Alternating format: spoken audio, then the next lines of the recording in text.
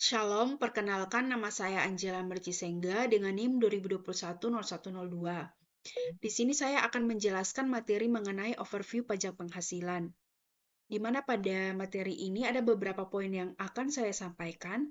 Yang pertama itu mengenai pengertian pajak penghasilan PPH, di mana PPH ini merupakan pajak yang dikenakan kepada orang pribadi atau badan atas penghasilan yang diterima atau diperoleh dalam 1 tahun pajak. Pajak penghasilan juga disebut dengan pajak subjektif. Terus yang kedua itu ada subjek pajak penghasilan atau PPH.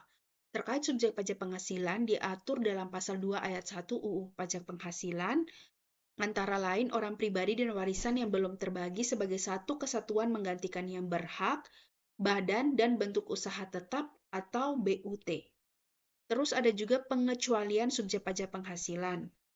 Antara lain, yang pertama itu ada Badan Perwakilan Negara Asing, ada pejabat perwakilan diplomatik, konsultan, serta pejabat lain dari negara asing, termasuk orang-orang yang bekerja dan tinggal bersama mereka dengan syarat bukan warga negara Indonesia dan tidak menerima penghasilan lain di luar pekerjaan tersebut, serta negara mereka memberikan perlakuan timbal balik.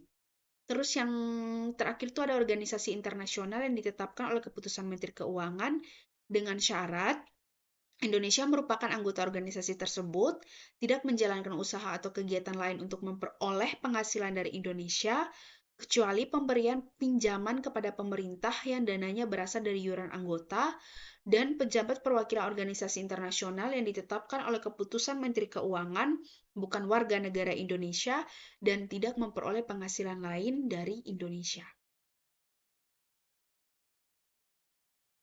Terus di sini juga ada objek pajak penghasilan atau PPH, di mana objek pajak penghasilan ini diatur dalam pasal 4 ayat 1 Undang-Undang Nomor 7 tahun 1983 sebagaimana yang telah diganti atau diubah terakhir kali dengan Undang-Undang Nomor 36 tahun 2008, di mana yang menjadi objek pajak itu yaitu penghasilan termasuk setiap tambahan ekonomis yang diterima atau diperoleh wajib pajak, baik yang berasal dari Indonesia yang dapat dipakai untuk konsumsi atau untuk menambah kekayaan wajib pajak yang bersangkutan dengan nama dan dalam bentuk apapun, termasuk penggantian atau imbalan kerja atau jasa seperti gaji, upah tunjangan, dan lain sebagainya. Terus ada hadiah dan penghargaan, termasuk undian, pekerjaan atau kegiatan, laba usaha, terus ada keuntungan dari penjualan, termasuk pengalihan harta kepada perseroan, persekutuan atau badan lainnya, pengalihan harta kepada pemegang saham, sekutu anggota, dan lain sebagainya.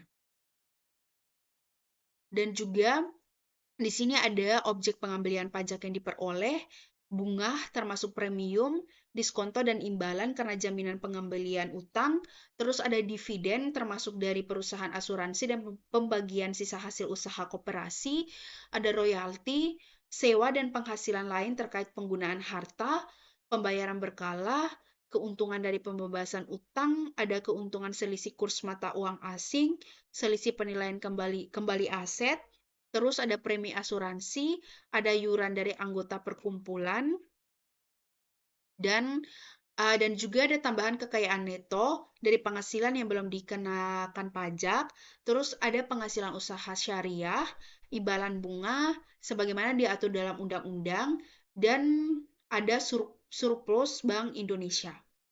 Terus selain objek pajak penghasilan PPH juga, di sini ada beberapa penghasilan dikecualikan sebagai objek pajak.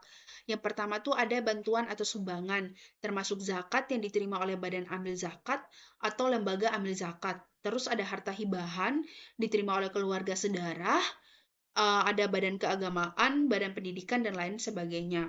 Terus ada warisan, setoran tunai, diterima oleh badan sebagai pengganti saham atau penyertaan modal.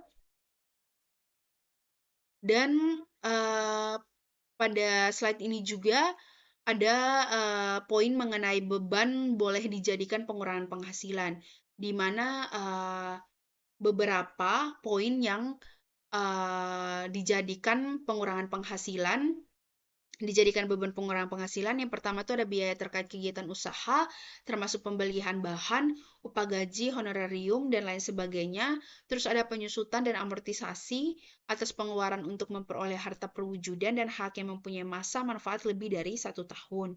Terus ada iuran kepada dana pensiun, kerugian karena penjualan atau pengalihan harta, dan ada biaya penelitian dan pengembangan yang dilakukan di Indonesia. Terus ada juga beban yang tidak boleh dijadikan pengurangan penghasilan. Yang pertama itu ada pembagian laba seperti dividen. Terus ada biaya untuk kepentingan pribadi bagi pemegang saham, sekutu atau anggota. Dan ada pembentukan atau pemupukan dana cadangan kecuali untuk beberapa cadangan spesifik seperti piutang tak tertagih, usaha asuransi, dan lain sebagainya. Terus ada premi asuransi pribadi, termasuk asuransi kesehatan, kecelakaan, jiwa, dwiguna, dan lain sebagainya. Terus ada pembayaran melebihi kewajaran kepada pemegang saham atau pihak dengan hubungan istimewa sebagai imbalan pekerjaan. Terus ada juga UU Harmonisasi Peraturan Perpajakan atau HPP. Di sini diatur dalam UU Nomor 7 2021, tanggal berlakunya itu dari berlaku 29 Oktober 2021, ketentuan baru mulai berlaku pada tahun pajak 2022. Perubahan utamanya itu terkait natura sebagai objek pajak, di mana menjadi penghasilan bagi penerima dan biaya bagi perusahaan, pengecualiannya itu makanan atau minuman bagi pegawai, natura di daerah tertentu, dan lain sebagainya. Terus ada juga batas peredaran bruto UMKM, di mana batas peredarannya itu dari 500 juta untuk wajib pajak orang pribadi UMKM.